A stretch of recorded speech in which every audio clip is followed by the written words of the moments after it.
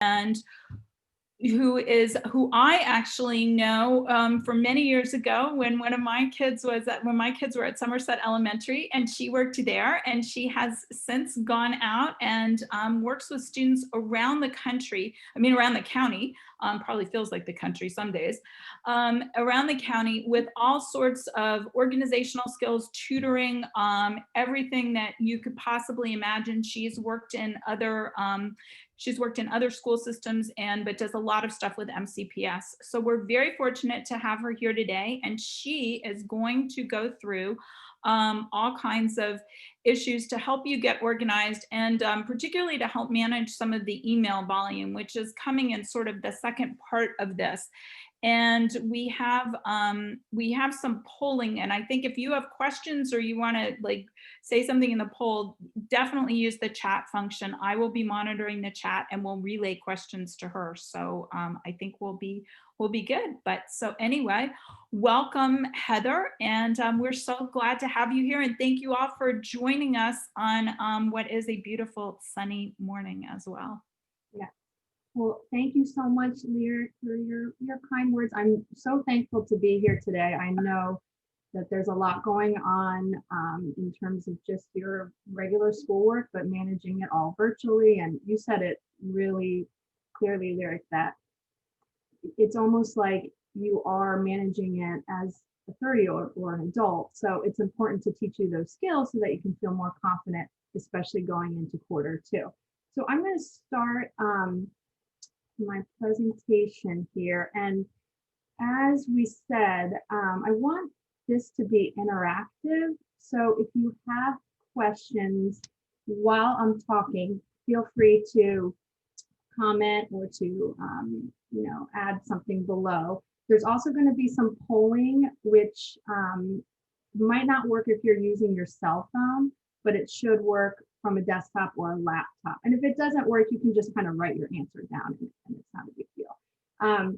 So again, today we're going to be talking about navigating and succeeding in the virtual learning world, which you guys have been in for quite some time now. And I am working with Capital Learners in Bethesda, Maryland. They have great programming if you need anything from them. And a little bit about me quickly. I've been counseling and coaching for a while now with all grade levels, kindergarten through college level. I really do now specialize in the areas of executive functioning. So that is what we're talking about today. Planning assignments, organizing assignments, making sure you have study skills in place. And I also work with students on anxiety, which sort of kind of comes together with executive functioning, because if you don't have study skills in place, or if you don't have organizational skills, that can kind of make you feel anxious. So we're going to work on that today. And you might get a lot of information today. And if you have any questions, make sure you ask. We'll also maybe make sure we find a way to get you this information. We can save you this and send it out. So let's kick off with a little poll here. What I'd like to do is, poll in certain areas of questioning. And then we're going to talk about that topic a little bit more in depth. The first one is, now all of you have a lot of learning platforms. So a learning platform is Canvas and Google Classroom and Synergy. You have a lot going on. So I'm curious, and it might be nice for everyone to see, how you guys, match up in this area. But think about this question. I check all learning platforms and email at least one time a day. So yes, I check at least one time a day. I check only Canvas one time a day. I check only Synergy one time a day. I check only Google Classroom. I check only Gmail one time a day, or I do not check any learning platforms or emails. So take a second, and if you click on this little vote area right here, it should connect you to a place where you can vote. So take a second to do that, put your vote in, and we'll see sort of how it pops up. Hopefully it will show it. Goal. Okay, well, I'm not sure if it showed it, but hopefully you guys get a sense of, the different platforms that you have. So something I want you to think about. Now, I was asked to sort of share the top mistakes that students are making virtually. And one of the mistakes is missing important updates. So what's happening is, as you guys know, teachers are sending updates through Gmail, through Synergy, through Canvas. And unfortunately, because it's all different, sometimes you're missing these updates. So until there is that one place we can check, which I'm hearing is hopefully the goal that we're moving towards, like maybe there's one place you can check for announcements. Unfortunately, my best rule of thumb is finding a way to check all your platforms on a daily basis. I know that this is tricky because it sounds probably a little overwhelming, but if you make a time of the day, whether you're a morning person or if you have time at lunch or, maybe after school, make a time a day where you can check all of those sort of, platforms, your Gmail, your Synergy, all of those things, just to make sure you're not missing anything. I think that can be very helpful. I have a lot of students who, again, some teachers put all their announcements on Canvas, but then some have it on Canvas and it links to a Google Classroom platform. So just make sure you're picking a time a day to check all those announcements so you're not missing anything. Another rule of thumb is making sure you fully read the announcements, not just sort of skim it, because sometimes an announcement might be made Monday and then it changes Tuesday. So you have to make sure you read all of it. Okay, let's click on the next poll. So I am comfortable advocating for myself and asking my teacher questions. And I think what I can do is at the end of this, I can check the polling and I can sort of update it so you guys can see what each other put down. But the options here are, I ask questions in Zoom classes and in email. I ask questions through email. And I am not comfortable asking questions. These are the three options here. So take a second.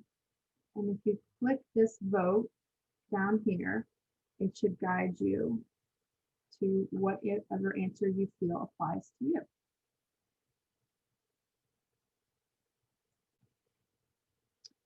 So the mistake in this area when it comes to this topic is not asking questions. And I totally get it can be a little intimidating to ask questions when you're in a big Zoom class, but it's still an important aspect to, get whatever you need corrected, and it's easy to just assume you know the answer, but it's really important to ask and just make sure. So some of the ideas in doing that is try drafting emails and asking a parent or friend to help you edit those emails. I know this sounds silly, but I do this a lot with my high school students still. I try role playing how you would ask a question in the middle of a Zoom class, just so that they feel comfortable, literally practicing saying, excuse me, Miss Bradley, I have a question in this area, and sort of practicing that. In the end, so does anyone now how would you ask a question if you were in the middle of your math class or your history class? How do you all of a sudden just feel like you need to stop the teacher and ask a question. Has anyone done that? Does anyone have any feedback in that area? Because we're going to do emailing a little bit later, but does anyone have any feedback on how you would ask in live form a question?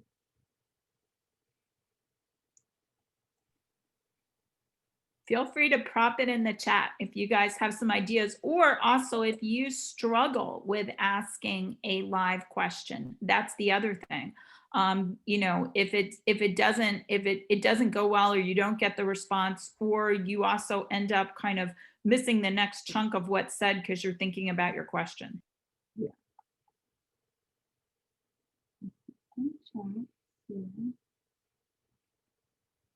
Oh, yeah. Okay, so someone is saying that a lot of teachers do offer a period of the class, which is really great, where they say, this is the time you can ask for questions. That is the easiest, and I love it when I hear those sort of moments for questions. It still, though, it's totally okay if your teacher doesn't offer that Q&A period, to sort of, think about a time when you can, say politely, excuse me, I have a question about that problem that you mentioned before.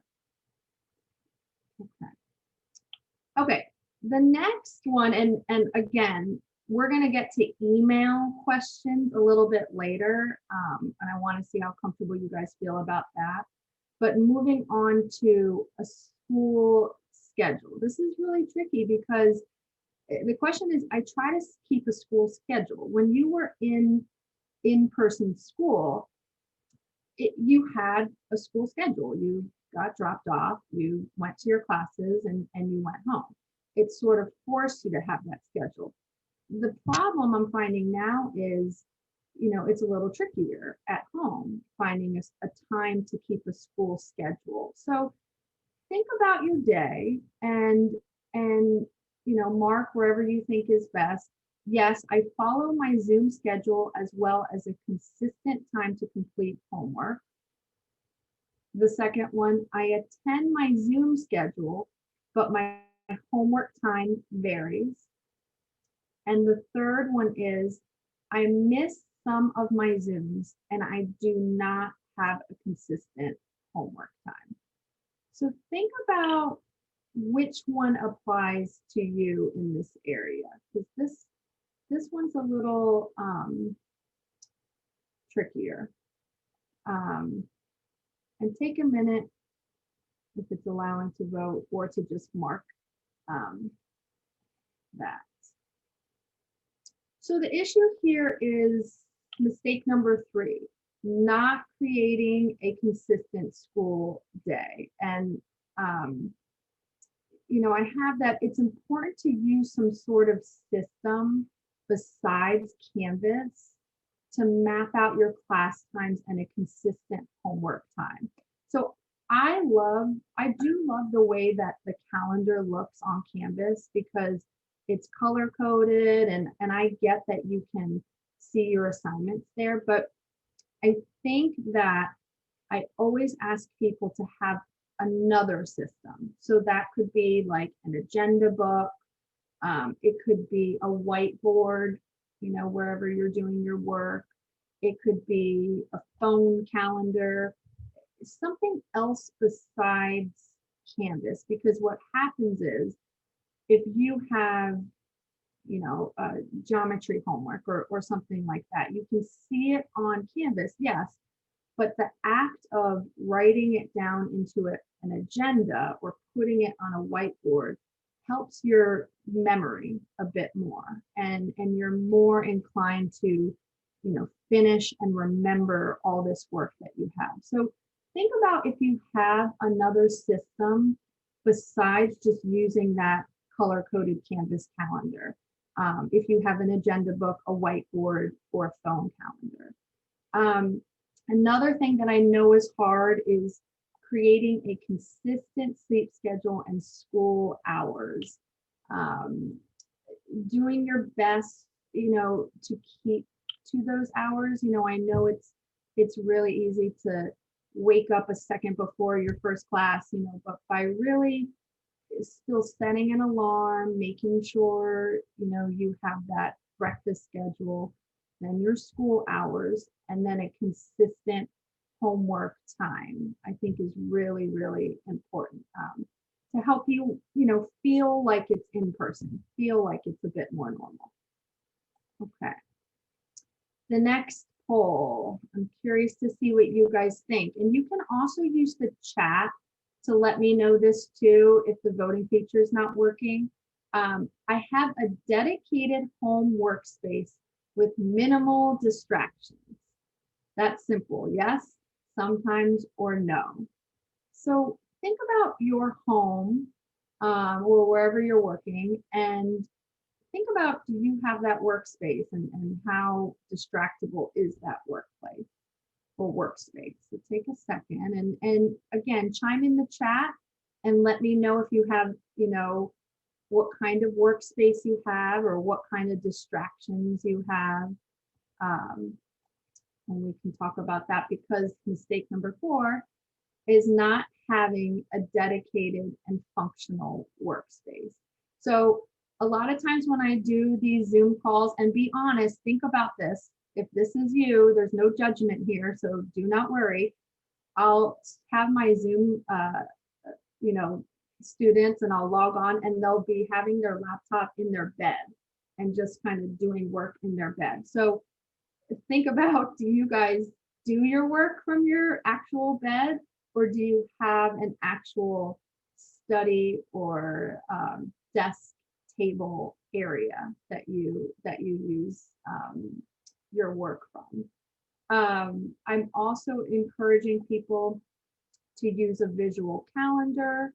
So that can again be like a whiteboard, or just some sort of calendar in place. I'm looking at mine right now that has your short-term assignments and your long-term assignments.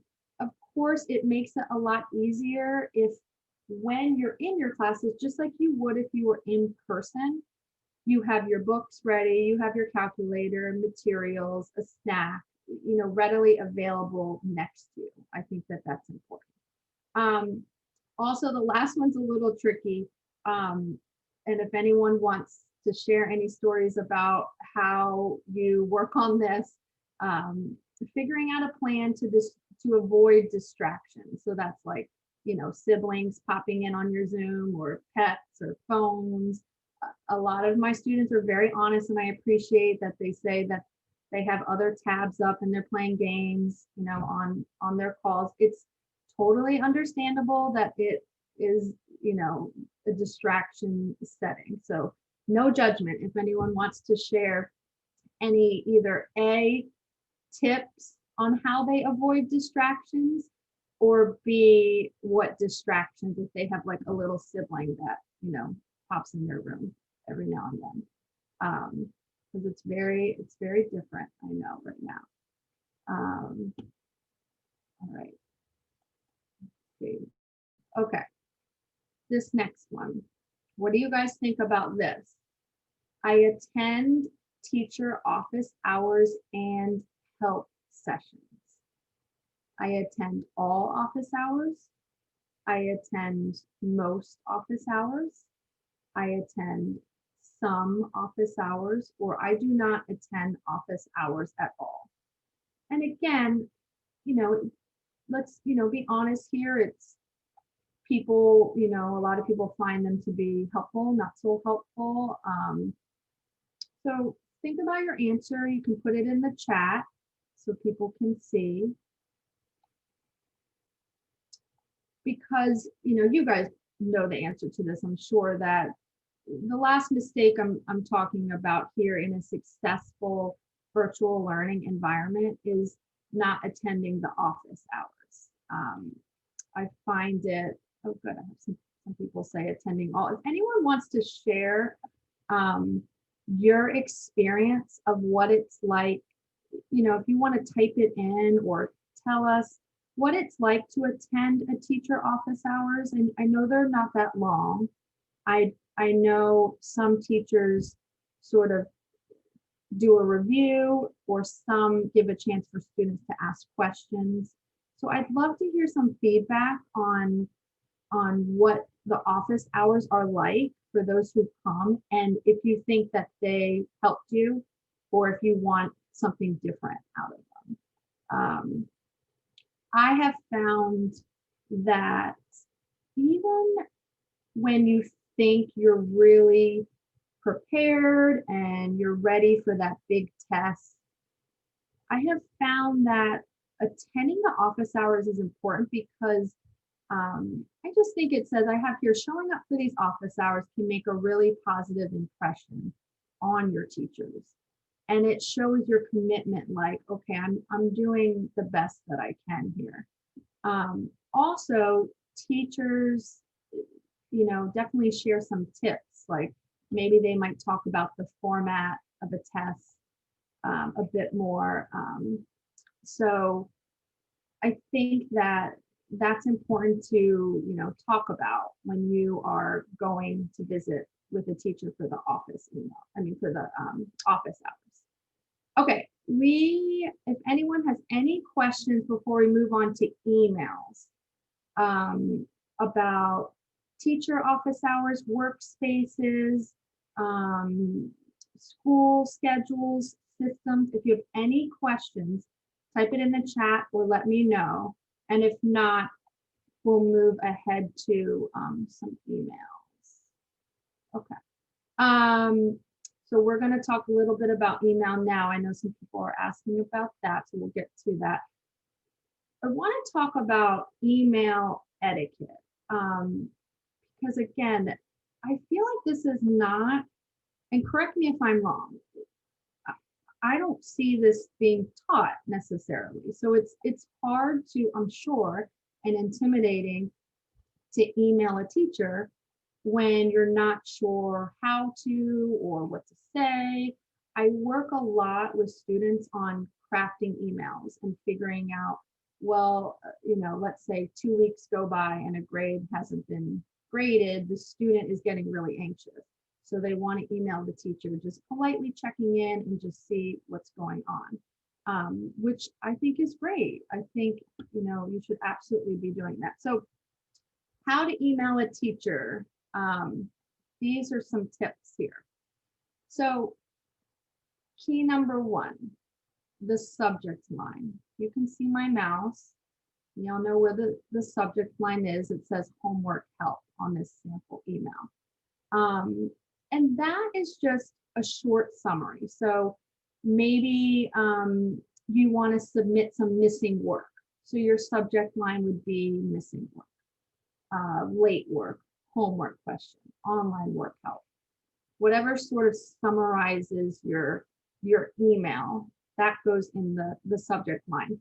You don't want to leave that blank because it just, again, shows the teacher like, I don't know what this is, it's not, professional looking. So you want to always make sure you fill that in. The greeting, that is very important. You want to say hello, good morning.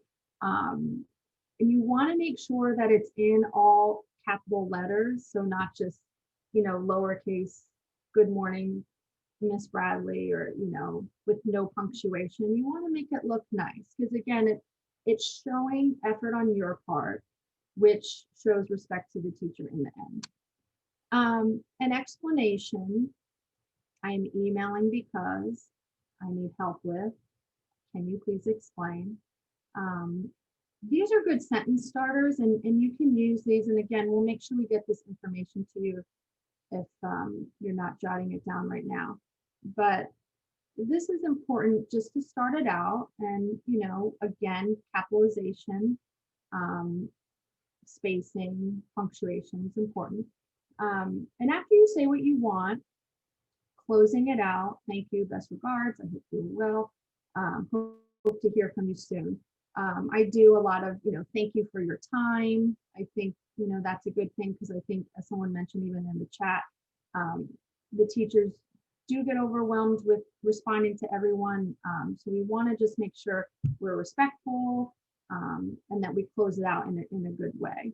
Signing your name, and again, if you're already doing this, I'm sorry, I just see a lot of people signing their name with lowercase or just like their first name. Just make sure you sign, uppercase, correct punctuation in the end.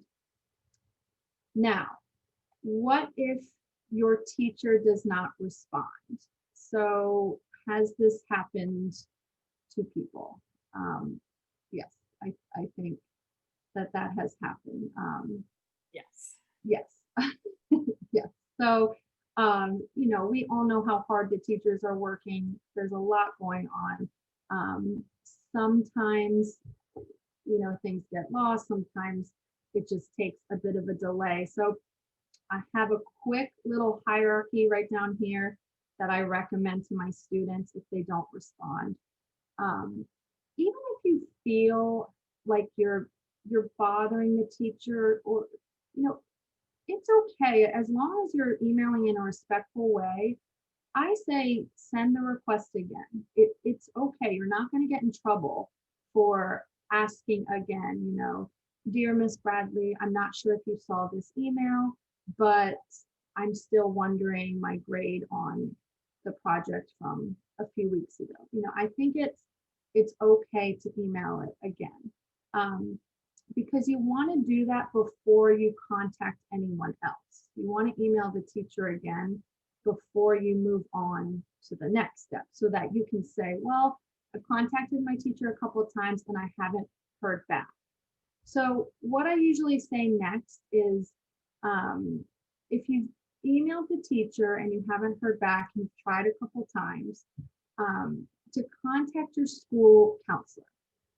That's part of their job. That if, I've seen firsthand, especially at BCC, if the teacher doesn't write back, the student will contact the school counselor and showing the emails that they've sent. And what the counselor does is then they'll talk to the teacher and just be like, hey, so-and-so, needs some help with this. So it's totally okay to contact the school counselor. I'm a school counselor. It's part of our job. So don't hesitate to do that. If for some reason you're seeing your school counselor is not responding, then you can go to your grade level administrator. And again, you could either forward the emails you've sent, or you could just write an email to your administrator and say, hey, I've tried contacting, my teacher and my counselor. I haven't had a lot of luck. Could you help me with this? It's not getting anyone in trouble. It's not anything like that. It's just, can you help me? Can you help me with this? I think that is important. Does that make sense? Does anyone have any questions or concerns about when a teacher doesn't respond?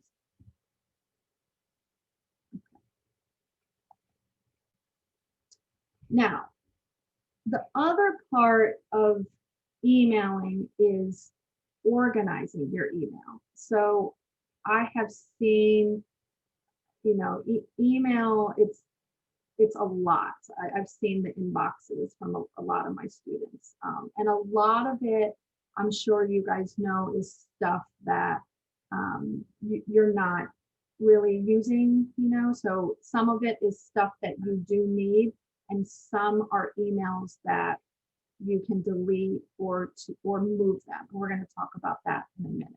So if you can right now, why doesn't everyone take a minute to write down all of the different emails you receive each week? So think about it in categories like grade notifications, teacher announcements, BCC general emails.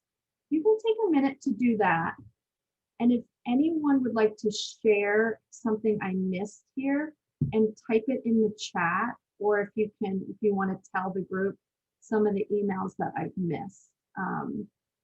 Another email I know Ms. Winnick was saying is the do not reply emails. There's a lot of those. So type them in the chat. Yep, PTSA. What other emails are you guys getting on a daily, weekly basis? Take another 30 seconds just to write down all the different categories of emails you're getting.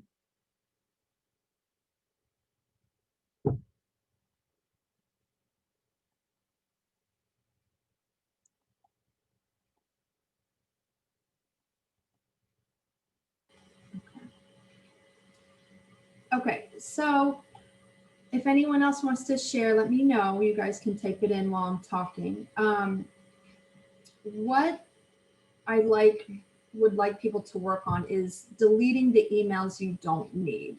So the first step of deleting an email is, how do you determine what you delete, and also realizing the benefits of deleting an email. So some of the benefits obviously is it can help you find the emails that you need much easier. It decreases the clutter of your email, which can help with your focus, certainly. And I love this one. Someone was saying to this, you would like, let's say you were getting physical mail sent to your house. You would never keep all of this mail in real life. So you want to go into that mindset as you have your email. You would just not keep that much mail. So it's important to delete it to help you manage that email. One of the first things that can help with your email inbox is, can everyone see this photo at the top? This is one of the things I really wanted to make sure you guys knew. Has anyone looked into their Canvas notification settings? And does anyone want to share a little bit about that? Because this is something that I feel like a lot of people do not know about. So let's say you look on your email. If you go to the bottom of one of your emails that's sent by Canvas, such as your daily summary of notifications, you're going to see this little logo, the Canvas, and you're going to see update your notification settings. And once you click on that, you're going to see a screen that looks like this, what I'm circling with my arrow. If you look at the top, this might be too small for you to read, but I hope everyone can see my arrow. It says notification preferences. It says notify me right away, send daily summary, send weekly summary, or do not send me anything. So what you can do when you go and you click on this is, I had a lot of students that were getting daily summary reports, which is great if you want that. If you're finding it difficult to look at your grades, then that's fine. Keep your daily summaries. But if you're already checking your grades regularly, you don't need that daily summary. You can have it set on send weekly summaries, and that will solve probably 40 emails right there. It will condense it a lot more. So one key takeaway from this presentation I want you guys to get is, look at your Canvas notification settings. That's going to be an important follow-up for you here.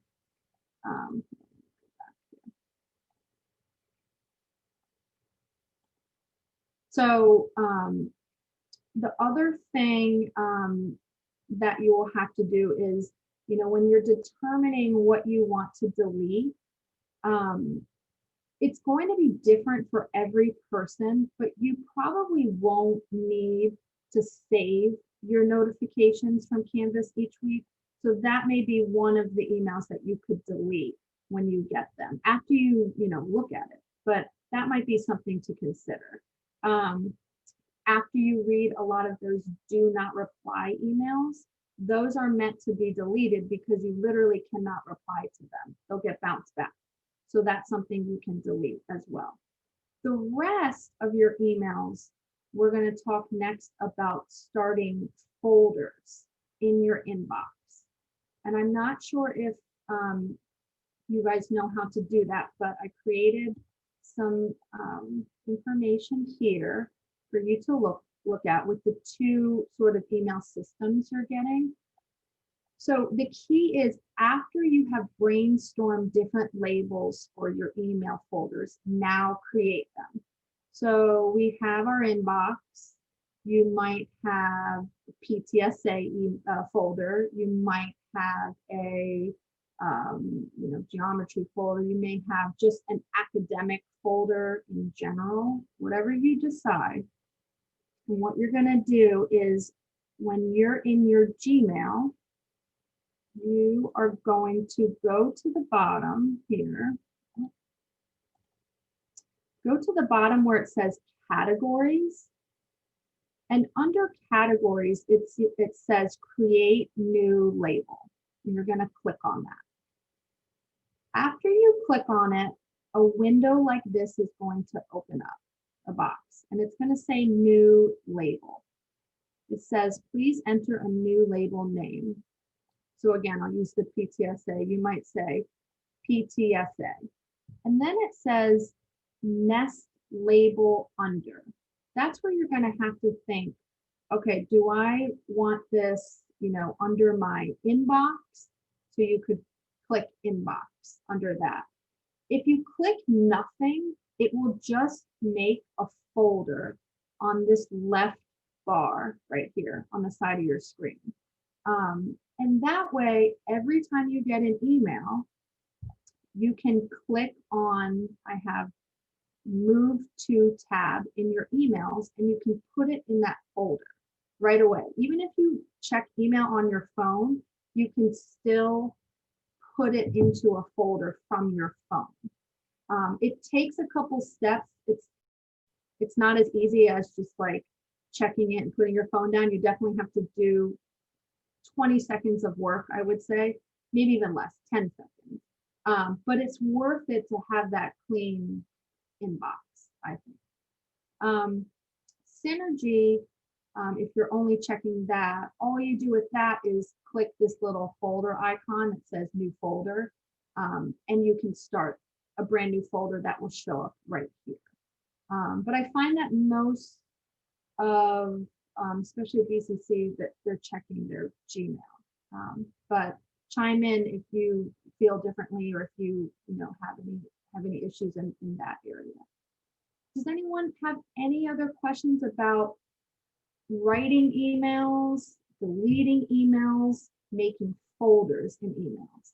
Heather, it's Lyric. Is it useful to try to set up a folder for each class?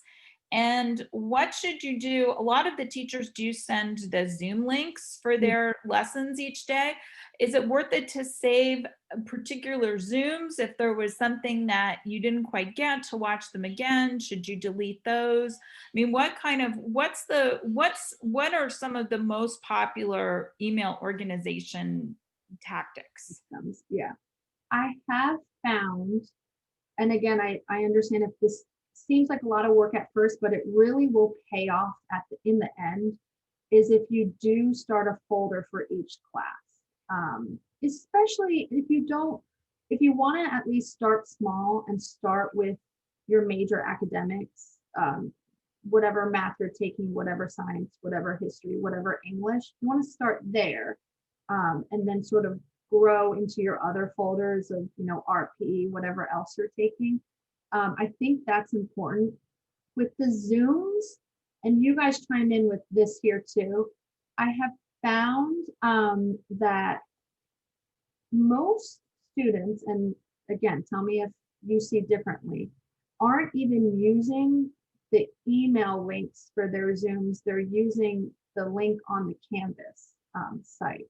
So if you are one of those people, you could even delete those links in your Gmail. But if you do use your Gmail Zoom links, then yes, make a tab, just title it Zoom, and then click in all your saved Zooms into that folder for sure. So you could start with your, 4 or 5 basic academic courses, and then have a Zoom folder so that you can keep everything in there. And then I think someone was asking. So I know someone was asking, how can you delete large amounts of old email? It goes quicker than you think. It really, really does. If you can block out 20 to 30 minutes today or another day that you have some time, even if you have over I've worked with students that have a lot. If you set aside that time to work on your email, you'll feel so much better when you get your folders together and your clean inbox. And the inbox isn't going to be at 0. You're going to have your current information listed in your inbox, maybe what you have going on this week. But once this week's ends, you can archive those emails in your Zoom folder, in your geometry folder, in your English 10, 9 folder. You can archive them right after. But set some time aside, and I think you'll feel better after you clean it out a bit. Any other questions about that? Heather, one more question: that when you submit assignments, do you get notifications back, or should you check for notifications on your that confirm that you've submitted it? And is it worth saving those too, in case there's a question later about turning in work or when work was turned in? Yes, yes, yes. Very good question. So as soon as you submit an assignment, you should get a receipt.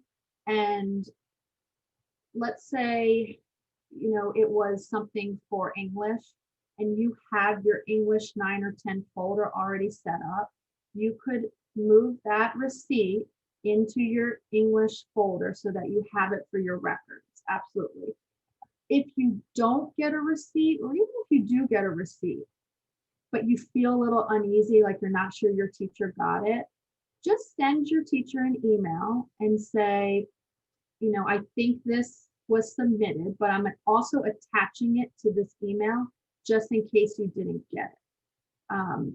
Teachers will, if they, come back and say they didn't get it, you can then say, well, I also sent you an email backup just in case with my attachment.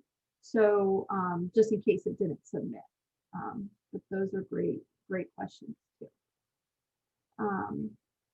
Okay, in the final few minutes, while you're doing all this, you guys are doing a great job doing virtual learning, and everyone I see is working so hard. That is all the more reason, as you're cleaning your email, as you're making folders, as you're, making your workspace at home, please make sure you have self-care in place during all of this virtual learning. That means movement breaks. I hope even now you're, standing up, stretching, eye care. I don't know if anyone here has had some eye strain during the virtual learning. They have excellent blue light glasses I'm happy to recommend. Outdoor breaks. Oh my goodness, especially on a day like this, please, after this, before your next class starts, get some vitamin D, go outside. Social skill maintenance, talking and communicating with friends. And of course, outlets for stress management, exercising, music, phone applications such as Calm, Talkspace, Headspace, meditation on your phone as well. So I wish, the very best to all of you. My contact information is right here if you need anything from me. And I think we have some time for any other questions. If anyone needs anything from me, just let me know. But you guys are doing a great job. I love the questions and feedback. So keep me posted, and best of luck with everyone. Thank you so much, Heather. Thank you, everybody, for coming today. We're going to send you outside for your 15 minutes of sunshine, I hope. But we really appreciate it. And again, any questions, any concerns, please reach out. You can also reach out to us at the PTSA. But thank you very much. Appreciate it. And take care. And good luck with the second quarter.